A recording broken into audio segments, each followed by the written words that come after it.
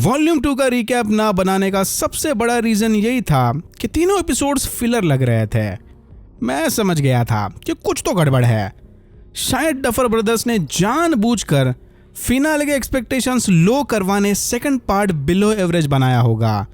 जानबूझकर खींचातानी पार्ट 2 को बेट बनाकर फैंस के एक्सपेक्टेशंस लो कर दो और फिर फिनाले में उनका माइंड ब्लो करना। और ऑनेस्टली मुझे लगता है कि मेरा शक बिल्कुल सही निकला। Okay, now back to the Stranger Things recap. One last time, episode 5।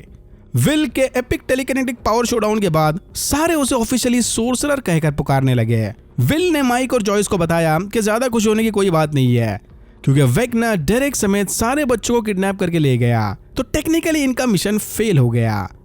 फिर दूर से मिलिट्री हेलीकॉप्टर्स को आता देख सारे टनल्स के जरिए रेडियो स्क्वैक में चले गए। उधर वेगना के डायमेंशन यानी डायमेंशन एक्स में डेमोगोर्गन सारे बच्चों को वेगना के बनाए फोर्ट्रेस से कनेक्ट करने लग गए, बिल्कुल वैसे ही जैसे हेनरी ने विल को कनेक्ट करके रखा था। फोर्ट्रेस से कनेक्ट होते ही सारे बच्चों की कॉन्शियसनेस हेनरी के माइंड स्पेस में चली गई, जहां वो हॉली की तरह ही सबको क्रील हाउस में ले गया। हेनरी एके मिस्टर वॉटसन के वापस आने से पहले हॉली घर में पहुंच चुकी थी। मैक्स बाहर से इनके घर पर नजर रखे हुए थी। फिर हेनरी ने बच्चों को वही सेम मॉन्स्टर्स और सेविंग द वर्ल्ड वाली स्टोरी सुनाई जो इसने हॉली को बताई थी। हेनरी ने सबको बताया कि इन मॉन्स्टर से बचने उसने एक स्पेशल बेटर दुनिया ढूंढी है। और रिंकल इन टाइम के रेफरेंस में हेनरी ने उस वर्ल्ड या डायमेंशन को द लाइट का नाम दिया। हेनरी अब इन 12 बच्चों की मदद से उस लाइट डायमेंशन को इनकी दुनिया से मर्ज करना चाहता है।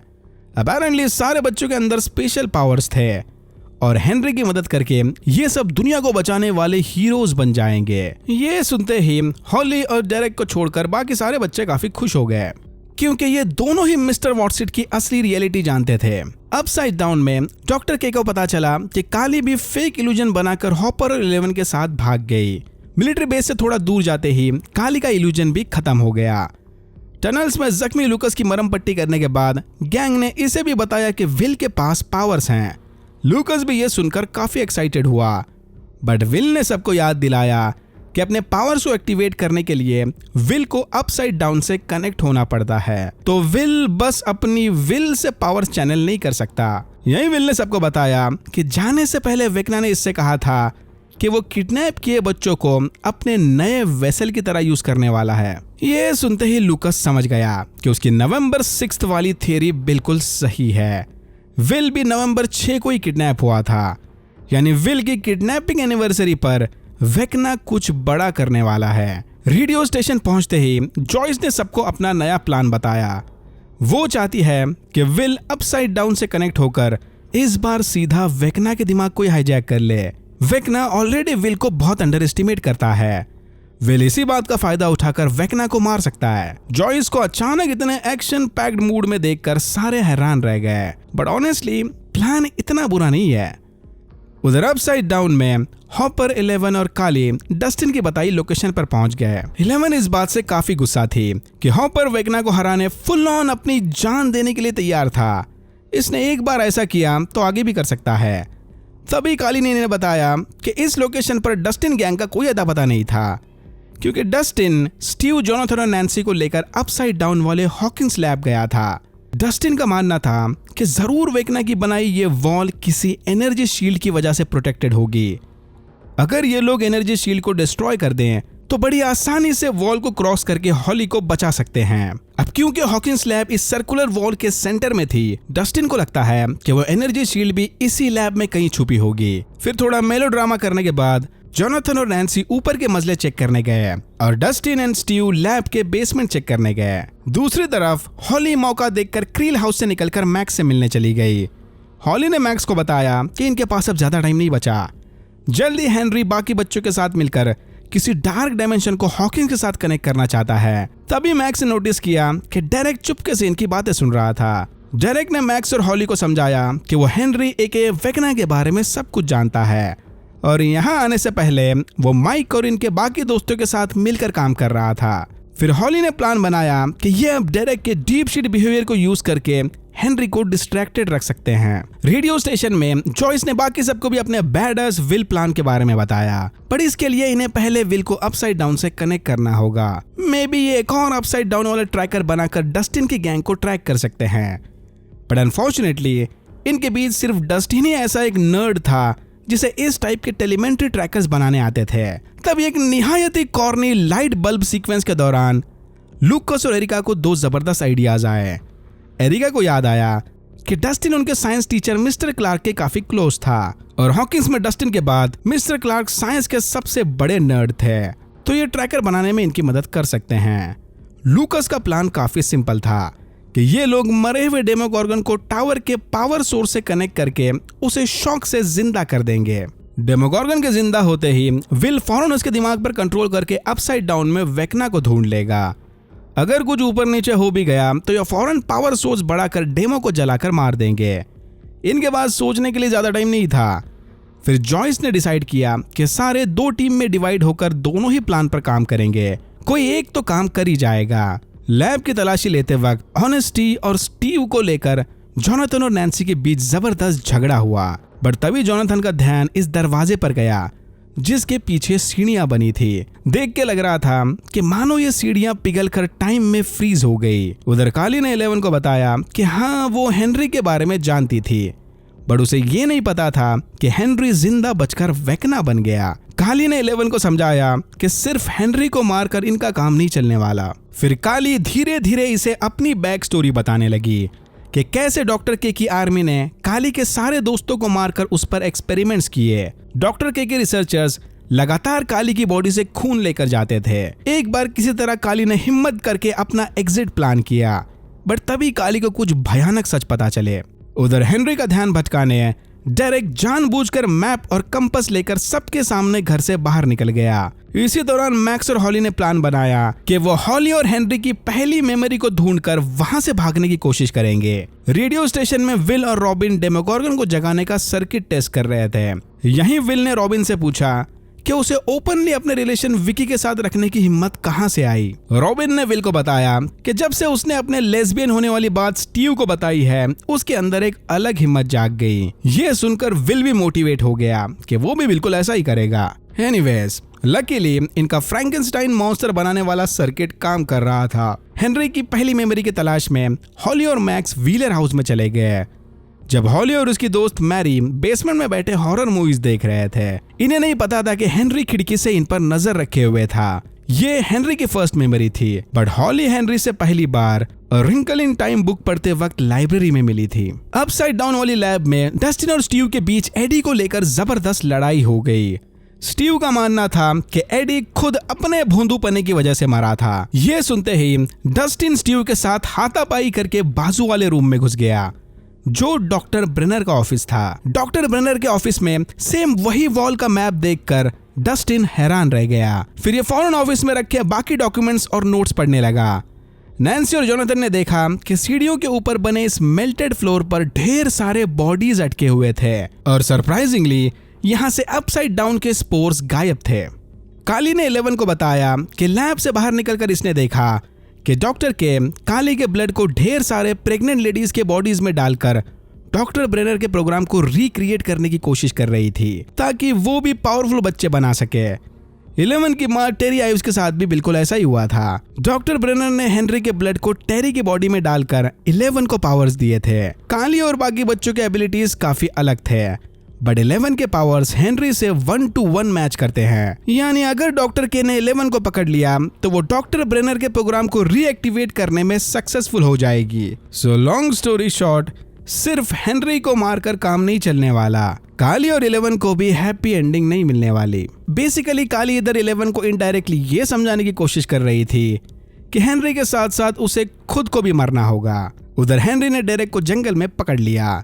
हेनरी ने इसे विजन दिखाकर धमकाया कि अगर इसने सच नहीं उगला तो वो इसके पेरेंट्स को बुरी तरह से मार देगा। अपने पेरेंट्स की डेड बॉडीज देखते ही डेरेक की सारी हेकड़ी निकल गई। मैक्स और हॉली फाइनली उस मेमोरी में पहुंच गए जहां से ये बाहर निकल सकते हैं, यानी वो दिन जब हॉली को डेमोगॉर्गन ने किडनैप किया था। रेडियो स्टेशन में इनका डेमोगोर्गन को जिंदा करके हैक करने वाला प्लान काम कर गया। विल डेमोगोर्गन के दिमाग को हाईजैक करके पहले अपसाइड डाउन में घुस गया, फिर वहां से डेरेक के मेमोरीज में। डेरेक के थ्रू इसने देखा कि हेनरी ने क्रील हाउस में सारे बच्चों को रखा था। बच्चे बात कर रहे थे कि हॉली को कोई रेड बालों वाली मॉन्स्टर उठा ले गई। विल ने फौरन सबको बताया कि हॉली शायद मैक्स के साथ होगी और हेनरी गुस्से में दोनों को ढूंढ रहा था। विल के मुंह से मैक्स का नाम सुनकर लूकस काफी शॉक हो गया। मैक्स और हॉली इसके फाइनल मेमोरी को क्रॉस करके वेकना के माइंडस्केप में जाने ही वाले थे कि तभी हेनरी ने दरवाजा बंद कर दिया। फिर हेनरी इनके सामने शेप शिफ्टिंग करते हुए फाइनली वेकना के अवतार में आ गया। ये देखकर हॉली सुन्न पड़ गई। वेकना मैक्स का गला दबोचकर उसे मारने ही वाला था कि तभी विल ने इसके दिमाग पर कंट्रोल करके मैक्स को आजाद कर दिया। फिर विल ने वेकना का पैर तोड़कर दोनों से जल्द वहां से भागने के लिए कहा। मैक्स और हॉली की बिल्कुल समझ नहीं आ रहा था कि इधर क्या चल रहा है, बट वो फौरन भाग गए। फिर वेकना ने अपना पैर ठीक करके विल को उड़ाकर अपने दिमाग से बाहर भगा दिया। बाहर राइट साइड अप में भी विल उड़कर दूर गिर गया। ये देखते ही रॉबिन ने फौरन विल को डिस्कनेक्ट करने करंट बढ़ाकर डेमोगोर्गन की बॉडी से अपसाइड डाउन के सारे पार्टिकल जलाकर राख कर दिए। उधर अपसाइड डाउन में नैंसी और जोनाथन गुई मैटर को फॉलो करते हुए लैब की छत पर पहुंच गए।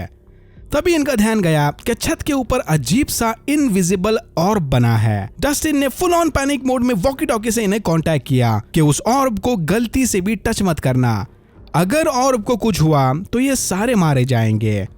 बट टूटे हुए एंटेना के कारण पुअर सिग्नल की वजह से इन्हें डस्टिन की ठीक से आवाज नहीं आ रही थी। फिर नैंसी ने बिना कोई टाइम वेस्ट किए अपने शॉर्ट गन से उस ऑर्ब को शूट कर दिया। ऑर्ब को शूट करते ही उसमें से जबरदस्त शॉकवेव निकली, जिसे अपसाइड डाउन में सबने देखा। धमाके में नैंसी और जोनाथन बेहोश हो गए। होश आते ही इन्होंने देखा कि उनके आसपास का एरिया भी अजीब से गुई मैटर में मेल्ट हो रहा था। जल्दी ये समझ गए कि शायद इधर से निकलना इम्पॉसिबल होगा। फिर अपनी किस्मत को एक्सेप्ट करके दोनों एक टेबल पर चढ़ गए, एक दूसरे को ऑनेस्टली फाइनल गुड बाय बोलने। यही नैंसी ने जोनाथन को बताया कि उसके और स्टीव के बीच कोई कनेक्शन नहीं था, क्योंकि दोनों की पर्सनैलिटीज कंप्लीटली अपोजिट थी। और अनफॉर्चुनेटली नैंसी और जोनाथन के बीच भी उसे कोई लॉन्ग टर्म कनेक्शन के आसार दिखाई नहीं दे रहे, क्योंकि जोनाथन सेटल होना चाहता है और नैंसी उड़ना चाहती है, दौड़ना चाहती है और गिरना भी चाहती है।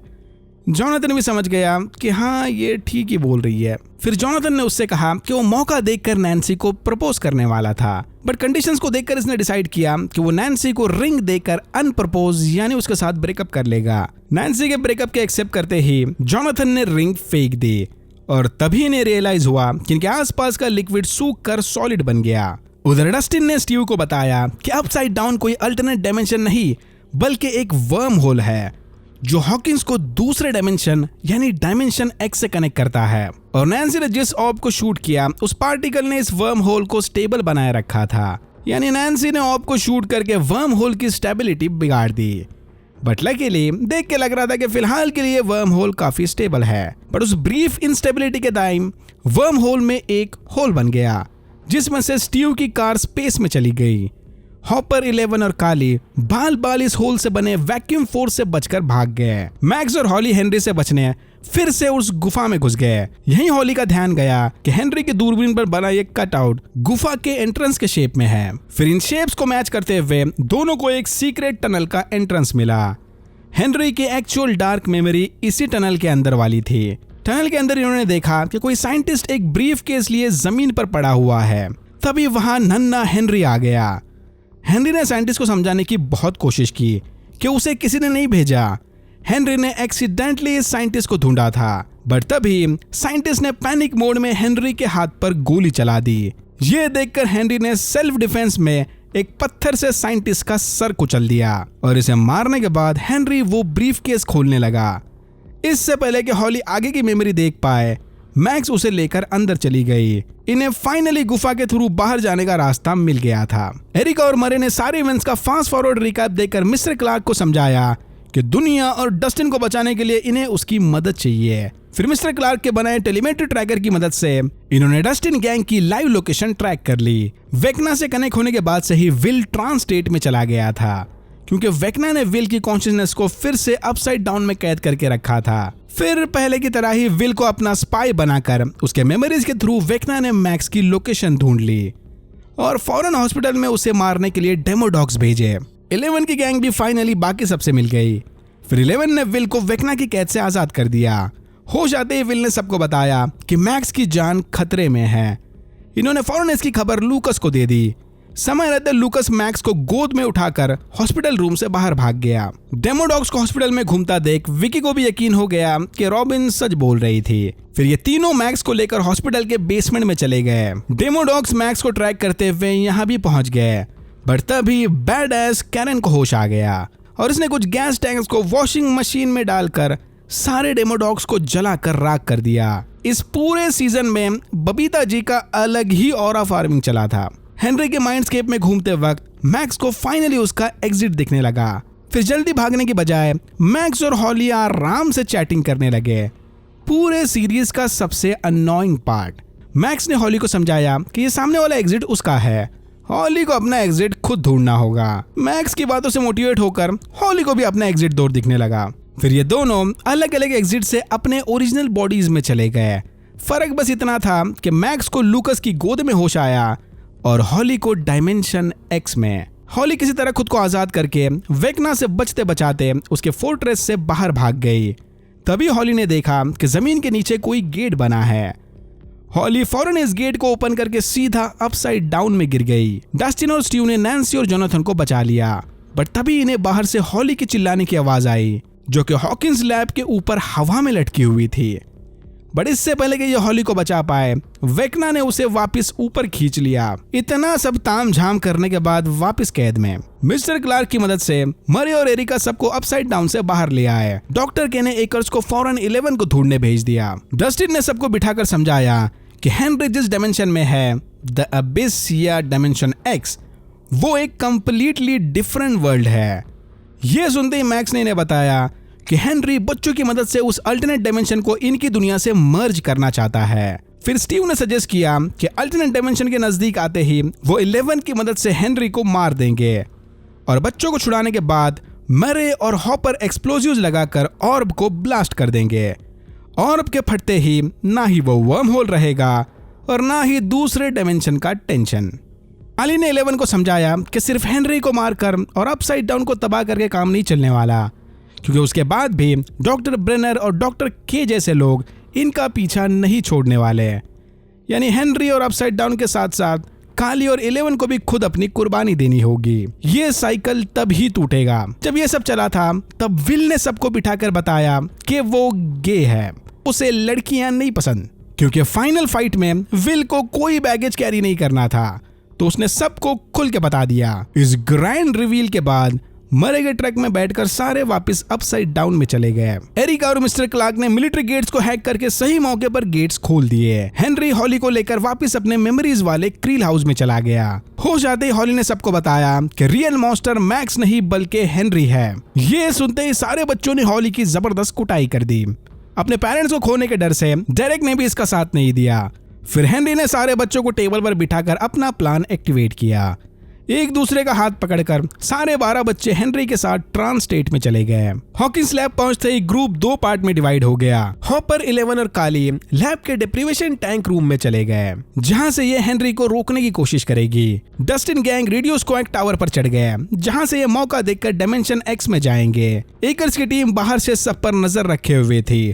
एकर्स इस बार के को बिना बताए हॉपर और 11 को पकड़ लेगा, क्योंकि अब इसे डॉक्टर के का एटीट्यूड पसंद नहीं आ रहा। ऊपर वेकना बच्चों के साथ कनेक्ट होकर धीरे धीरे डायमेंशन एक्स को हॉकिंस की तरफ लेकर आ रहा था। डॉक्टर के समझ गए कि किसी ने बाहर से इनके मिलिट्री डोर को हाईजैक किया होगा। चर्च के बाहर खड़ी रेडियो स्क्वाक वैन को देखकर ये समझ गई कि यही उनका सीक्रेट बेस होगा।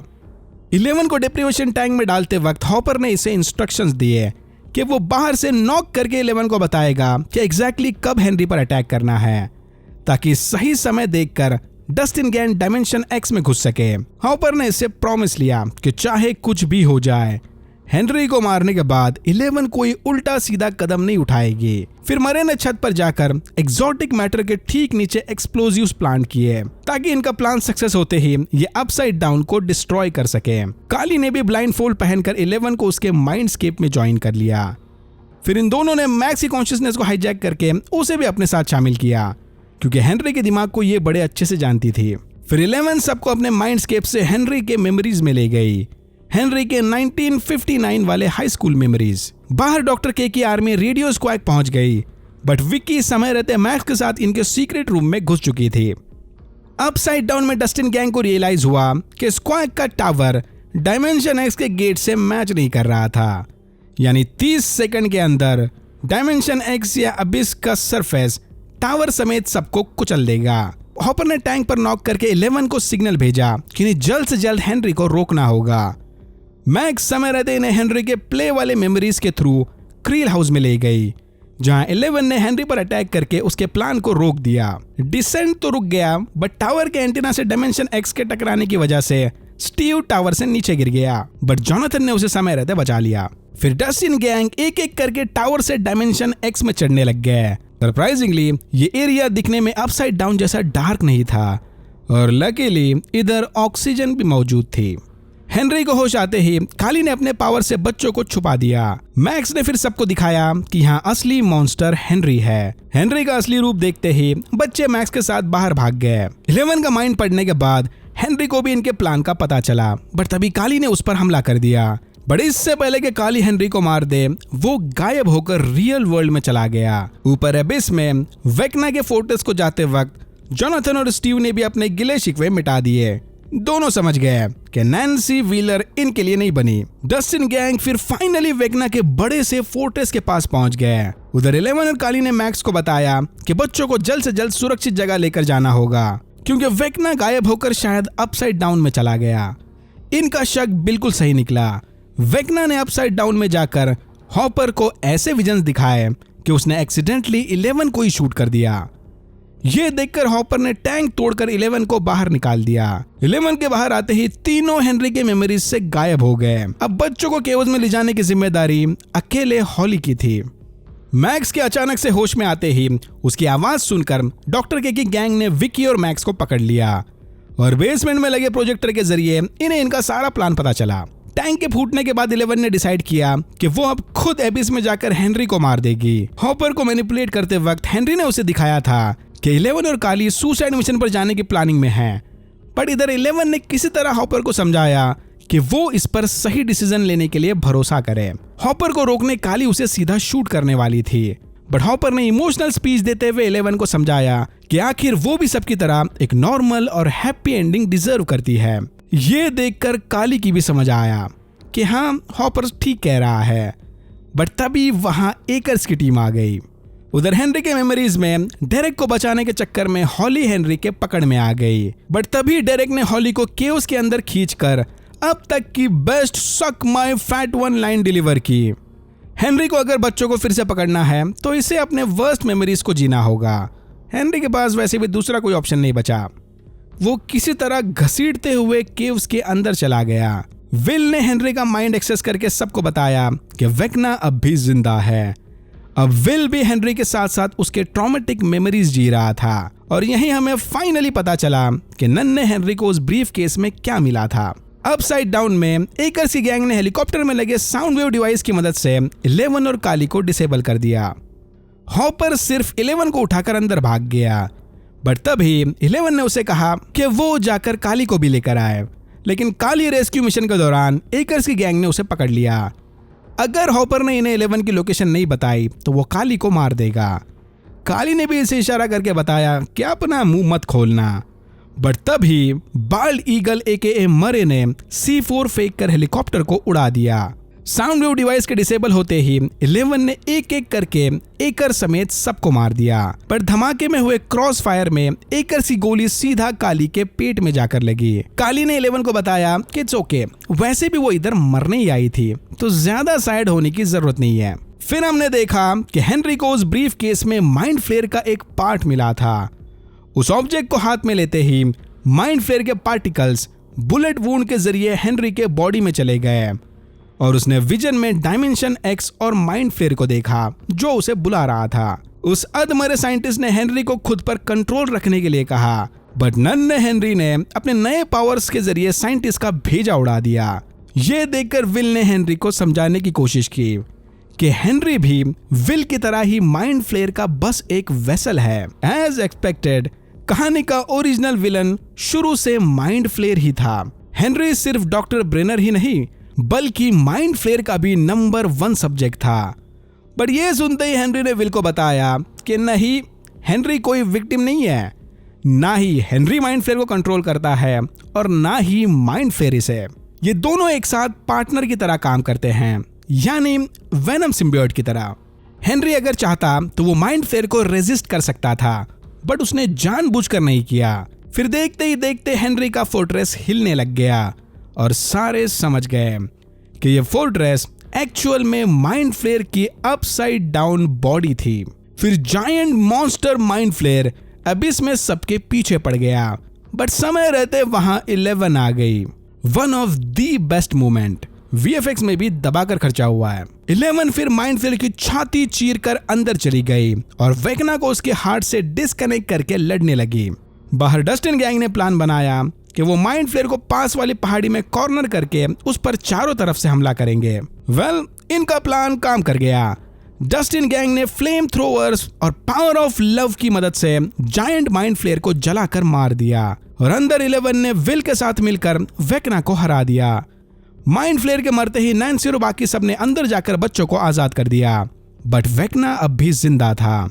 फिर जॉयस ने वेकना से कहा कि तूने बहुत ही गलत फैमिली से पंगा ले लिया और सबके सामने कुल्हाड़ी से वेकना का सर काट दिया। फिर सारे अपसाइड डाउन में एक्सप्लोजिव्स का टाइमर सेट करके वापस रियल वर्ल्ड में आने लगे।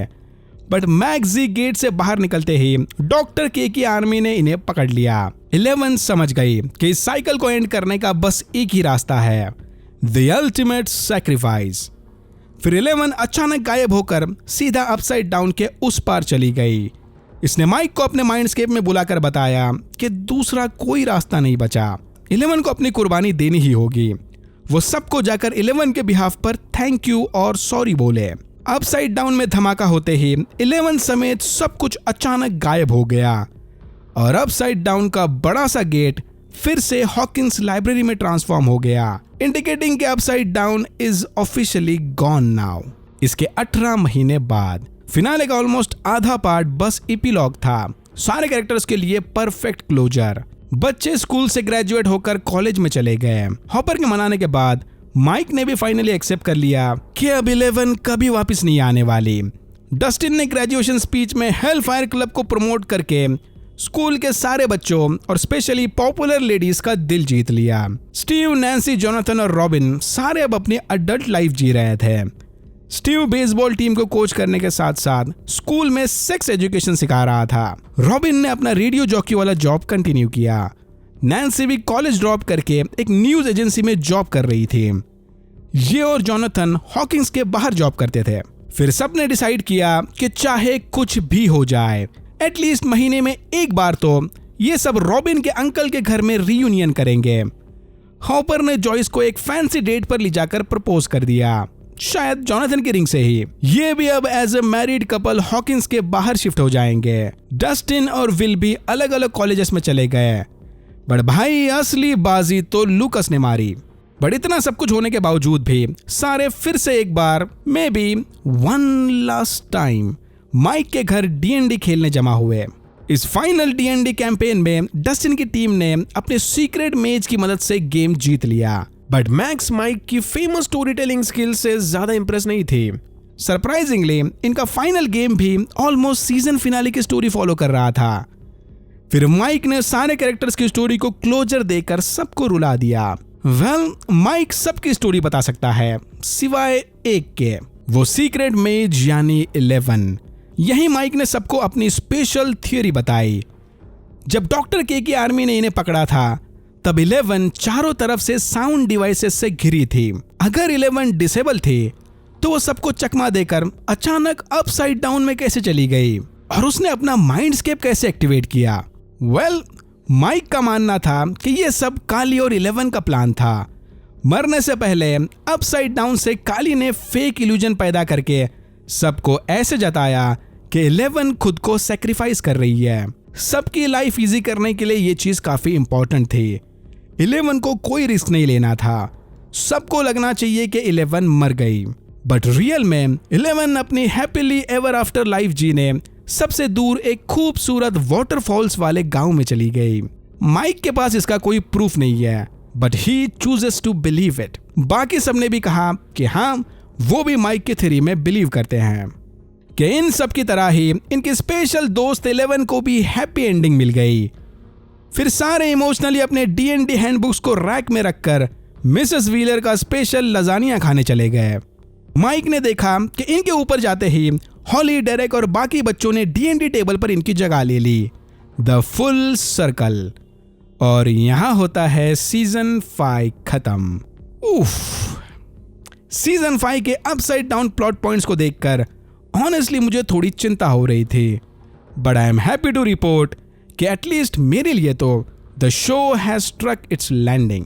हाँ, इसमें काफी ओपन एंडेड प्लॉट पॉइंट्स हैं, कुछ प्लॉट होल्स भी हैं, बहुत सारे कैरेक्टर्स के पास प्लॉट आर्मर भी था जिसकी वजह से वो बचे रहे, बट फिर भी नो शो इज परफेक्ट। और मेरे जैसे कुछ फैंस जो शो से थोड़ा इमोशनली कनेक्टेड हैं, पूरे वन साइडेड बायस में हमेशा अपने आंसर्स खुद ही ढूंढ लेंगे। जब जरूरत पड़ी तब डेमोगॉर्गन्स, डेमोडॉग्स और डेमोबैट्स कहां गायब हो गए। सबने अपने मालिक को ऐन मोमेंट पर छोड़ दिया।